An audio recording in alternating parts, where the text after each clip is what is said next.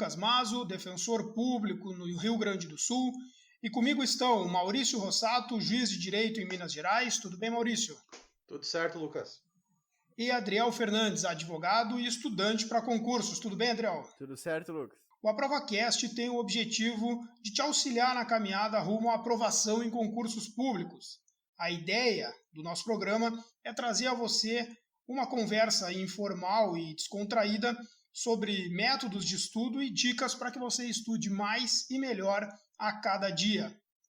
Nos primeiros episódios do nosso podcast, nós iniciamos uma sequência que trata sobre os pecados capitais que o concurseiro não pode cometer. Ali já tratamos no nosso episódio piloto, por exemplo, da gula e também das vinculações para o estudo para concurso que esse pecado capital teria para um estudante para concursos.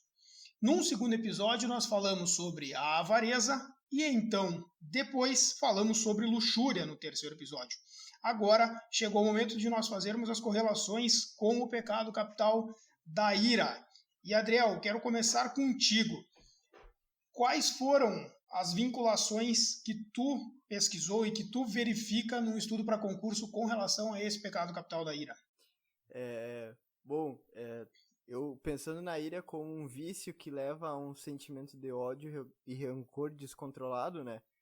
Eu pensei na ira dentro do estudo para concurso quando ela se volta a si mesmo, né? Quando Sim. não se tem paciência consigo, com o seu tempo de aprendizado, com o seu tempo de absorção de conhecimento, o que leva muitas vezes a uma autossabotagem, a uma falta de concentração nos estudos, a achar que talvez aquilo ali não seja para ti. No primeiro episódio do nosso podcast, a gente disse que o estudo para concurso não é uma corrida de 100 metros rasos, ele é uma maratona. Acha que essa frase está bem vinculada com a ira, Maurício? Eu acho, Lucas. O que acontece é que essa é uma batalha que normalmente, né, via de regra, ela é longa. E se a pessoa não tiver esse autocontrole, essa questão de entender os próprios limites dela, entender que não vai ser da noite para o dia, que ela vai se tornar uma pessoa que tenha todo esse conhecimento, e a partir dessa situação ela começar a gerar esse sentimento de ódio, essa raiva consigo mesmo e de repente com a situação que ela está vivendo, e às vezes não ter o sucesso tão imediato quanto ela queria, eu acho que é bem pertinente essa fala aí de que os estudos eles são algo que vão se prolongar por um tempo. Sim. Eu tenho uma observação a respeito da ira, que é com relação à criação daquilo que eu chamo de criadores de desculpas, né? O criador de desculpa é uma figura famosa no mundo dos concursos, né? O criador de desculpa é aquele que já foi tomado por ira e também por inveja. E ele acaba sendo uma pessoa que, ao sair de toda e qualquer prova, ele coloca em elementos externos ou em terceiros a culpa de um próprio fracasso ou até mesmo de um insucesso dos estudos prévios para aquela prova, né? Então, é tiro e queda. A gente sai de uma prova de concurso público e já começa a ouvir pelos corredores. Minha mesa estava bamba, o sol batia bem na minha cara, o examinador ou o fiscal da minha prova não parava de caminhar perto de mim, isso me desconcentrou, eu pulei linhas no gabarito. Eu acho que todo mundo já deu essa desculpinha para tentar dar uma disfarçada na falta de preparo ou na falta de condições de aprovação. Mas existe um momento em que essa coisa se torna um pouco patológica, né? Com certeza. E aí o cara deixa de olhar o processo como um todo, o processo de estudo, ele deixa de ter autocrítica, esse é o ponto. A ira inviabiliza a autocrítica, e aqui é o pecado capital do irado no pós-prova, né? Essa figura é muito interessante, né? Que acho que todo pós-prova, tu vê conversas de corredores, o pessoal falando isso. Não importa o nível do concurso. Não importa o nível do concurso, ele existe em todos. Toda prova tem essa questão realmente, e eu acho que isso acontece algumas vezes, primeiro, pelo fato de que é uma jornada de autoconhecimento, e às vezes é difícil conseguir se olhar no espelho e entender que é preciso evoluir como estudante, que de repente ele não está fazendo ainda o suficiente para passar no concurso. E essa exteriorização dessa raiva, ela é feita nessas pequenas coisas. A mesa, eu dormi um pouco mal, o examinador não parou de se mexer, e a partir daí, isso é uma coisa muito ruim, porque se a pessoa não fizer essa autocrítica, ela nunca vai evoluir nos estudos. E aí ela vai, às vezes, vai ocasionar essa raiva, né? Que é o que a gente está tratando aqui. E o que eu vejo também, que eu queria que vocês comentassem, que eu vejo muito nas provas, é uma raiva com as bancas. Muitas vezes a pessoa atribui a não aprovação dela à banca, né? Essa banca aqui sempre me reprova, eu sempre me ferro nas provas dessa banca. Mas tem gente que passa, né? Tem gente que passa. Então, será que o problema é a banca? Perseguição. Não. É um narcisismo tão grande que parece que o cara aí vai pra casa assim, eu vou ferrar o Joãozinho que mora lá, né? Exatamente, aquele sentimento, aquela síndrome de que o mundo conspira contra a pessoa, né? Ele acredita realmente que o examinador da CESP fez aquela questão para ele, porque foi o ponto que ele não estudou. Né? Ele acredita que o examinador da FCC é injusto porque cobra alguma coisa assim. Meu amigo, a prova não vai mudar na tua vez. Né? Exato. Ele tem que entender isso.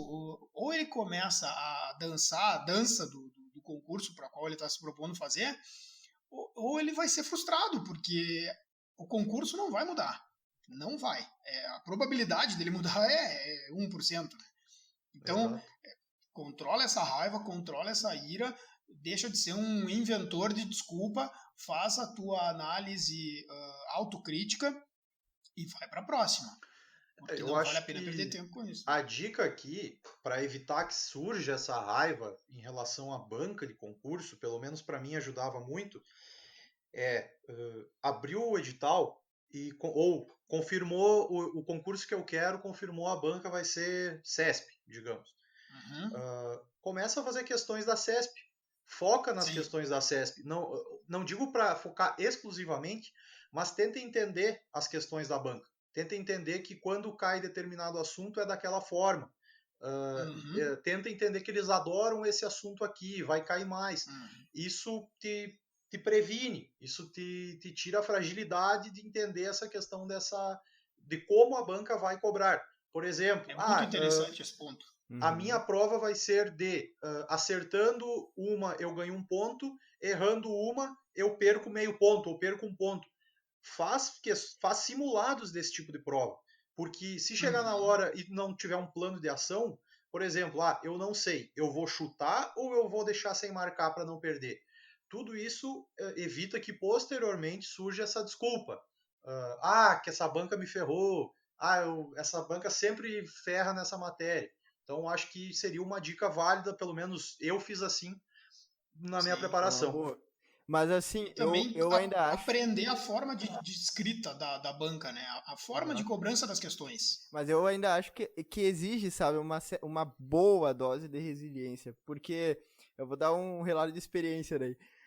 O ano passado, pós-TRF, tinha a prova de procurador do CRO, que era o Conselho Regional de Odontologia. Fui fazer a prova, aí o que aconteceu? Pro TRF, como eu tinha dito já nos episódios passados, não sabia nada, fui testar qualquer coisa. Quando terminou o TRF, eu percebi que na prova caíram conteúdos que o pessoal que fazia planejamento estratégico falava que tinha uma tendência muito grande de cair. Aí eu pensei, pro CRO, vou ser mais inteligente, vou fazer o levantamento. Fiz o levantamento da banca, estudei em torno de 20% do edital para menos, assim. Coisas que nunca tinham caído questões daquela banca, era a banca chamada Quadrix. Coisas que nunca tinham caído questões, eu nem precisei olhar.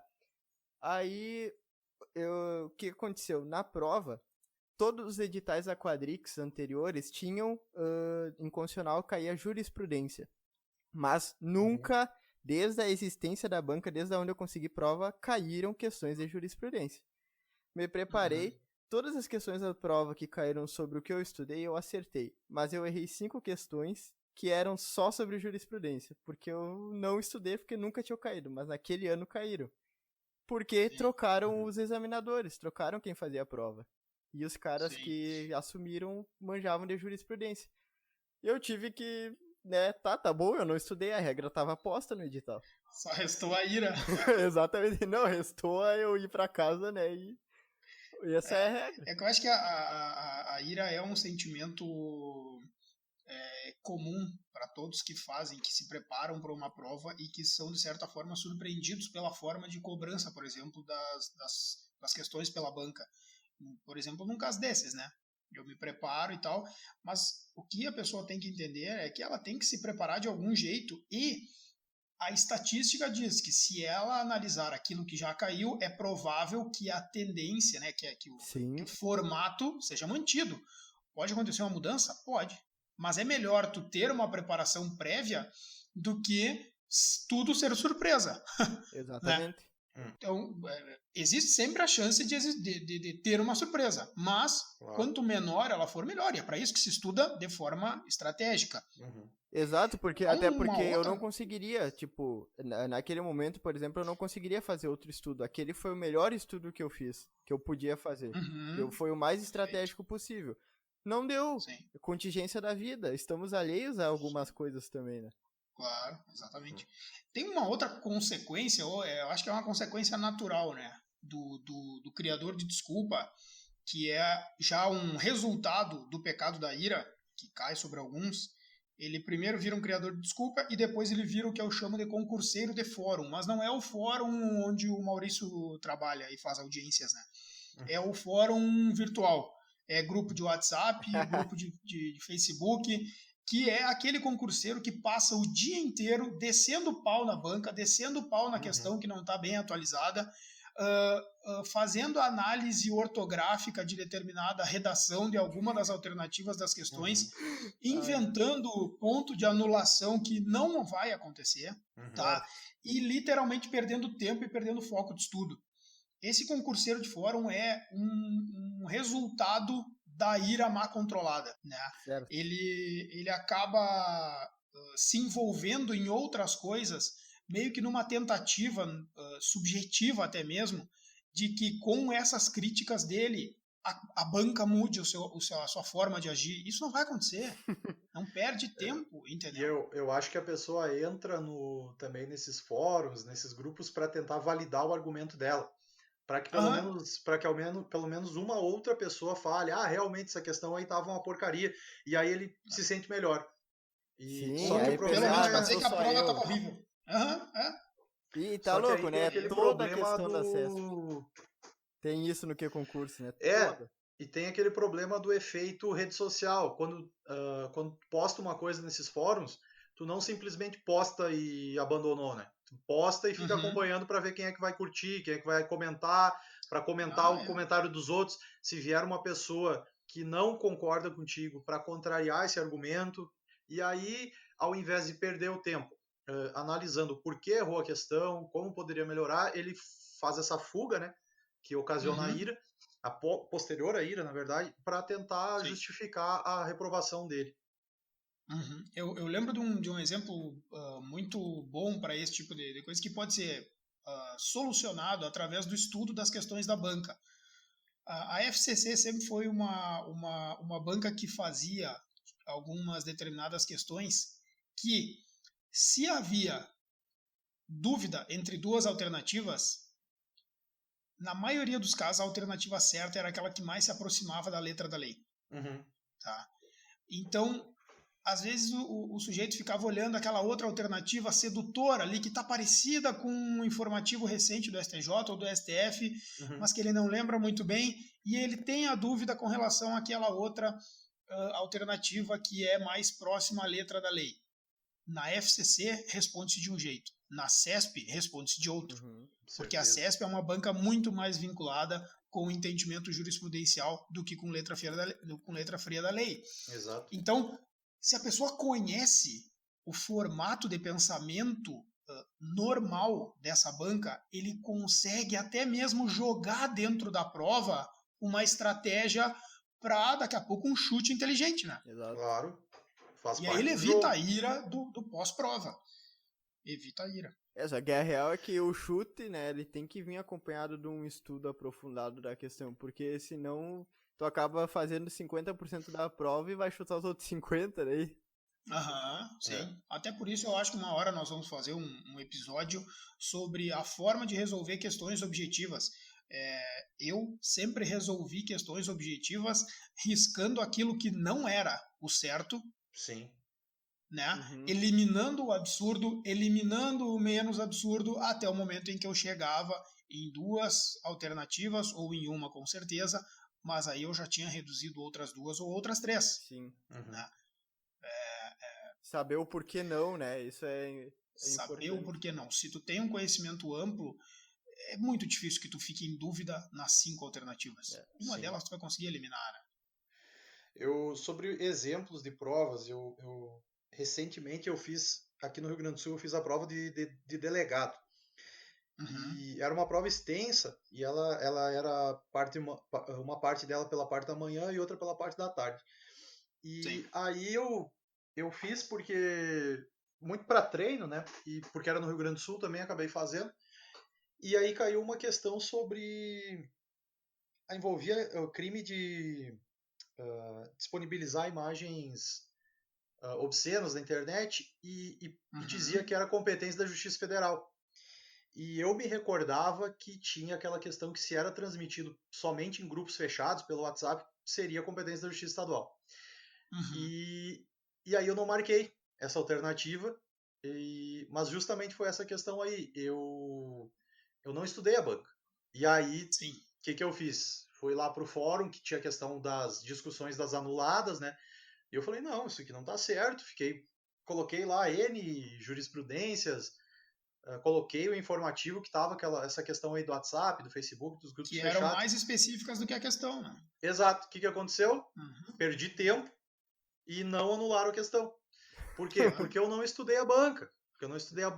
E aí não adianta. A gente pode ficar chorando horas depois. E por mais que tenha gente que concorde contigo, a banca dificilmente ela vai fazer anulações. Então, Sim. essa raiva pós-prova, ela tem que ser concentrada, ela tem que ser evitada e concentrada numa análise do que foi errado. Uhum. Senão ela não vai ser produtiva. Por um momento vai ficar bravo, não passei, óbvio, ninguém vai ficar, que legal, mais uma prova que eu fui lá, gastei R$1.200 para ir até o local da prova, voltei e não passei. Não tem que ser, se ficar feliz com isso, tem que ir num psicólogo, né? Tem uma Mas diferença entre chegar no ponto da ira e fazer uma reavaliação séria dos erros, né? exato. Tem Ninguém que tá, parar. ninguém tá dizendo que não é para ficar triste ou que não é para ficar indignado com um eventual desempenho ruim. Exatamente. Isso, mas essa indignação tem que ser focada em tentar melhorar, né? Uhum. Exatamente. Há uma situação que assim, a ira ela também ocorre por uma consequência natural da pessoa humana, né?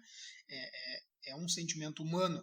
Após um período de esforço intenso, se o sujeito ele não tem o desempenho que ele achava merecer ter, ele muitas vezes entra em situação de ira ou de luto, né? Que é um outro estado em que muitas vezes chega a paralisar ele para um estudo posterior.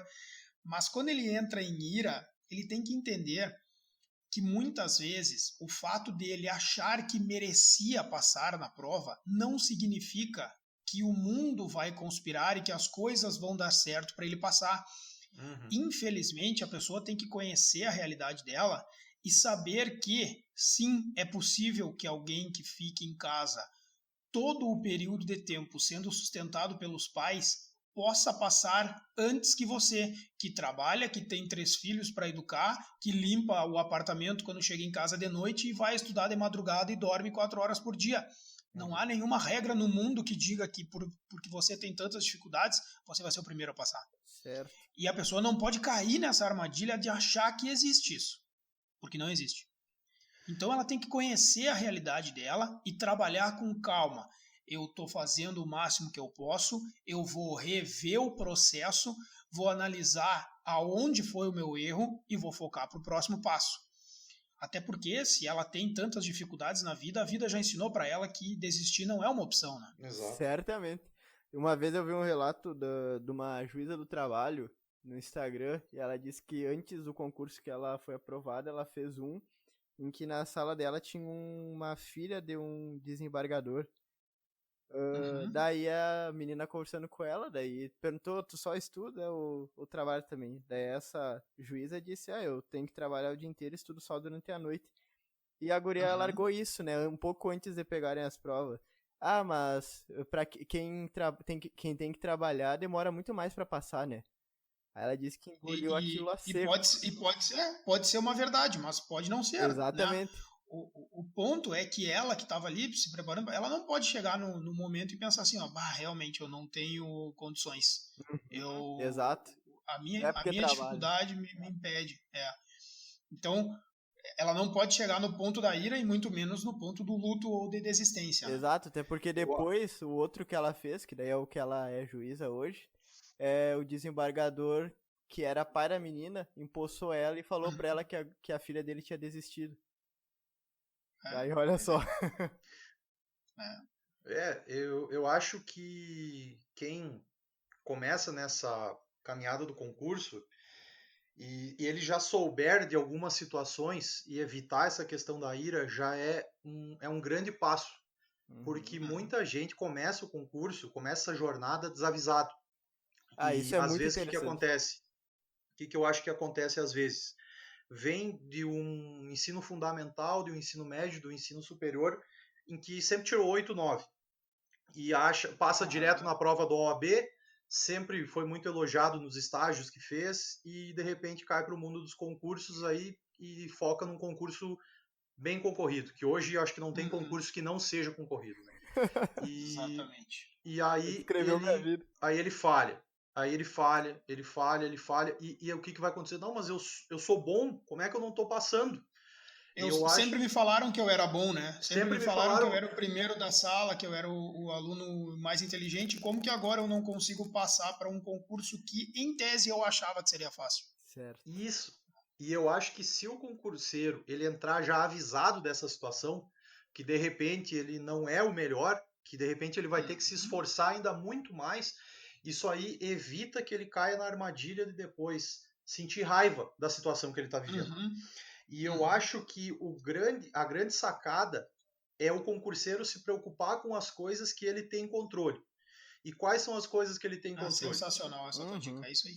Ele tem controle sobre o tempo de estudo dele, ele tem controle sobre, de repente, deixar de ir jogar futebol um dia para ficar estudando. Ele não tem controle sobre se vai chover no dia da prova, se vai dar dor de barriga. Ele não tem controle sobre essas coisas. E se ele conseguir focar somente nas coisas que ele tem controle, ele vai conseguir ser uma pessoa que vai, eu não digo com certeza, mas grandes chances dele evitar ter raiva dessas situações. Por quê? Porque ele sabe que ele falhou naquilo que ele tinha controle e não se preocupou com aquilo que ele não conseguia controlar. Eu acho que isso aí se baseia muito na filosofia dos estoicos, né? Que os estoicos eles buscavam não se preocupar com as coisas que eles não tinham controle. Ele fala, eu não posso ficar com raiva de uma coisa que eu não tinha como evitar que acontecesse. E eu acho que isso aqui, exato, eu acho que isso aqui tem que ser trazido para o concurso.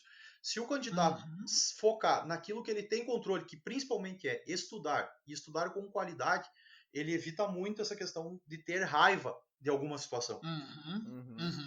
Sabe que o meu pai é formado em psicologia e ele tem uma especialização em terapia cognitiva comportamental, que é uma outra forma de abordagem dentro da psicologia que é diferente da psicanálise. E ele acompanhando os meus estudos, ainda que distante, né, ele dizia assim, quando tu tiveres um resultado desagradável, uma prova que não foi bem, alguma coisa que não deu certo, tente olhar para o erro na forma de processo. Evite pensar, por exemplo, em eu errei completamente na prova. Pensa assim, o processo de estudo que eu escolhi não foi o adequado para essa prova.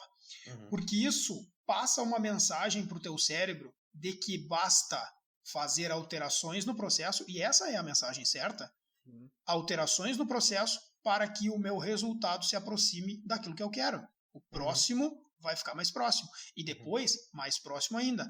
Agora, se eu chegar na conclusão de que eu não sirvo para isso, eu nunca vou conseguir, a banca sempre faz a pior prova da história quando sou eu que vou fazer, eu tô colocando uma autossabotagem que é praticamente invencível. Vocês não concordam? Concordo, Claro, plenamente. Porque eu estabeleci um marco que eu não tenho como pular, né? Tu é teu próprio inimigo. Exatamente. Quando Esse ponto de eu conhecer iniciei nos estudos, né, eu ouvia muito o Lucas falar disso, então isso me ajudou também a realmente nunca direcionar a raiva pra banca, nem com esse episódio no CRO. Porque eu via muito ele falar isso, e eu prestei atenção justamente quando eu abri o que é concursos, né? Eu via muito isso. Então, agora eu realmente tive problema na questão de direcionar a raiva pra si. Quando nós formos falar sobre métodos de revisão, eu vou abordar um pouquinho sobre por que eu tenho algumas ressalvas com relação a sites, como é o caso do que concursos, em que muitas vezes os comentários são relacionados à banca ou são relacionados à redação da questão, né? Aquela conversa em grupo, aquela tragédia coletiva para todo mundo se abraçar e sair dali se sentindo um pouquinho menos pior. Eu sempre preferi estudar em livros que traziam de forma objetiva. Não, tu errou porque tá aqui, o artigo é esse, é letra da lei, as outras não tem, não inventa. E é impressionante que esses comentários geralmente são os mais curtidos, né? Com certeza, porque dentre as pessoas que fizeram a prova, a maioria delas reprovou, do contrário não seria um concurso, né? Seria um convite, não sei, outro nome. Então, a maioria reprovou, a maioria não foi bem. E aí todo mundo precisa entrar nesse sentimento de se abraçar para sair dali se sentindo um pouquinho melhor. Certo. A dica que eu deixo é bem pontual, para evitar a ira. Se o resultado não foi bom, não caia no erro e na autossabotagem de pensar que você não foi feito para fazer determinada prova. Mude o processo, revise o formato de estudo, faça uma análise através do gabarito da prova de quais são as disciplinas que você precisa dar mais atenção, reorganiza o calendário, pensa no próximo objetivo, porque eu tenho certeza que com o Maurício foi igual. Eu não passei no primeiro concurso que eu fiz, eu não passei no segundo e eu não passei no 10º. E assim, como a gente sempre frisa, a ideia aqui não é dizer que nós temos a fórmula secreta para passar. Inclusive, eu, com toda sinceridade, eu passei por momentos de muita ira em concurso público, de bater na trave em várias primeiras fases por uma questão, por meia, porque às vezes tem questões que valem notas quebradas, né? Eu já fiquei por meia, já fiquei em segunda fase por 0,65. Isso aí é um convite à ira. Tu fica por 0,5. É bem complicado, a vontade de quebrar tudo. Só que o que aconteceu? Vamos só fazer o contraponto. Eu não passei nessa prova aí que eu fiquei por 0,5. A prova seguinte foi a prova do TJ de Minas Gerais. E eu passei. Então, o que eu fiz? Eu, ao invés de ficar nervoso com o fato que eu não tinha passado, mas isso já foi muito tempo de experiência, já tinham passado quase mais 2 anos de estudo, eu peguei e segui estudando. Eu tinha a prova próxima, eu segui estudando. Eu acho que o principal, a minha dica pontual aqui, seria o seguinte: joga com as cartas que tu tens. Não fica se preocupando com o resto do baralho. Tu não pode escolher as cartas que tu tem para jogar. Tu pode tentar buscar alguma coisa melhor, mas não fica, por exemplo, se tu tem 3 horas para estudar por dia, faz aquelas 3 horas renderem. Não fica com raiva que tu não pode ficar em casa 10 horas por dia estudando, não fica com raiva que tu não pode contratar uma pessoa para vir limpar teu apartamento, para passar tuas roupas. Faz o que dá para fazer. E no momento em que der errado, tenta focalizar essa possível raiva que daria em tentar melhorar. Eu acho que a questão é essa aí. Certo. Essa dica é muito interessante, porque o ano passado, quando eu e minha esposa viemos morar aqui em São Gabriel, no início, né, eu tava numa pilha, assim, pra começar a estudar, e isso me fazia, todo momento livre que eu tinha, eu estudava. Às vezes, não fechava 4 horas no dia, dependendo do dia, que eu tinha trabalho o dia todo. Mas às vezes dava mais. Mas eu ficava assim, meu Deus, eu Sim. queria estar estudando mais. Bom, virou o ano, daí eu acabei ficando em casa, porque o contrato lá tinha encerrado. E daí meu rendimento caiu lá embaixo. Eu simplesmente eu não estudava nem 4 horas tendo o dia todo livre, sabe? Sim. Então, realmente, às vezes tu otimizar as coisas, às vezes parar de olhar para o que tu não tem e olhar para o que tu tem, tu consegue dar um aproveitamento para isso muito maior. E É evitar verdade. uma consequência de entrar num pecado capital de ira do concurseiro. Né? Exatamente. Uhum. Tranquilo. Ótimo. Maurício, como já fizemos nos 3 primeiros episódios, no momento final do nosso podcast, nós fizemos o Com Cara de Prova, onde nós damos dicas para o ouvinte de alguns assuntos que têm literalmente cara de prova. Esse podcast não tem um objetivo técnico, mas ele pode sim te dar, como a gente fala aqui, uma barbada, né? Dizendo, olha aqui, ó, isso aqui tem cara de prova, tem tudo para cair. E quem já fez muita prova, como é o caso do Maurício, olha um determinado assunto e já sabe. Isso aqui, uma hora ou outra, vai ser cobrado. Qual que é o nosso com cara de prova hoje, Maurício? A dica de hoje eu retirei do informativo 665 do STJ. Ela é sobre direito administrativo. Inclusive é súmula. E súmula é batata. Vai cair em prova uma hora ou outra. Súmula E vai cair em 64. prova não só jurídica, vai cair na prova policial, na prova para tudo. Vai cair em tudo. Hoje em dia a súmula tem caído muito. E a súmula ela é bem recente, eu acho que é a última do STJ, a súmula 641, que diz o seguinte: na portaria de instauração do processo administrativo, não é necessário que seja feita uma exposição detalhada dos fatos que serão apurados. Eu peguei essa dica por quê? Porque ela tem um não que na hora de ler as alternativas ele vai soar muito estranho. E porque normalmente se pensa que teria que ser detalhada a exposição dos fatos. E também tem a questão da portaria, que de repente o candidato, eles alterem ali, coloquem um outro ato administrativo que possa confundir o candidato. E é por isso que essa súmula tem cara de prova. Exatamente. Tá ótimo. Muito bem. Então, estamos encerrando o nosso 4º episódio do Aprova Cast. Hoje nós falamos sobre mais um dos pecados capitais que o concurseiro não pode cometer, que é o pecado capital da ira.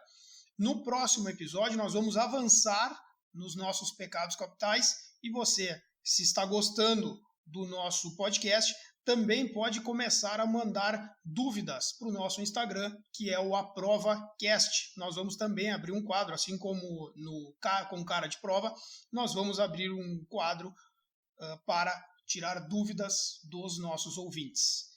Certo, pessoal? Encontro vocês no próximo. Valeu? Valeu.